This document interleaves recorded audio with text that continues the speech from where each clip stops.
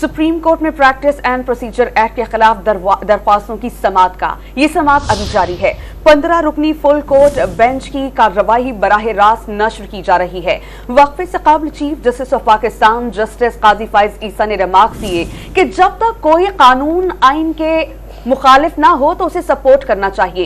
एक कानून उस वक्त तक काबिल अमल है जब तक वो गलत साबित ना कर दिया जाए। ये साबित करने की जिम्मेदारी उस पर है जो कानून को चैलेंज करे। हमारे पास इस मामले पर हाई कोर्ट से कम इख्तियारात हैं। मान लें कि गलतियां हुई, अना और तकब्बुर के अलावा मुल्क का भी सोचना चाहिए। जरूरी नहीं रहा कि बार बार पार्लियामेंट पर ही सवाल उठाया जाए। चीफ जस्टिस ने कहा कि वो जजमेंट्स के नहीं आइन के ताबे हैं। सुप्रीम कोर्ट में 57,000 केसेस इल्तवा का शिकार हैं।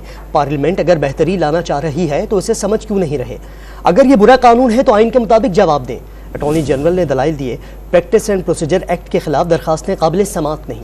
प्रैक्टिस एंड प्रोसीजर एक्ट उस इदारे में शफाफियत लाया। ये कानून खुद आवाम के अहम मसाइल हल करने के लिए है। कानून के जरिए सारे इख्तियारात इस अदालत के अंदर ही रखे गए हैं।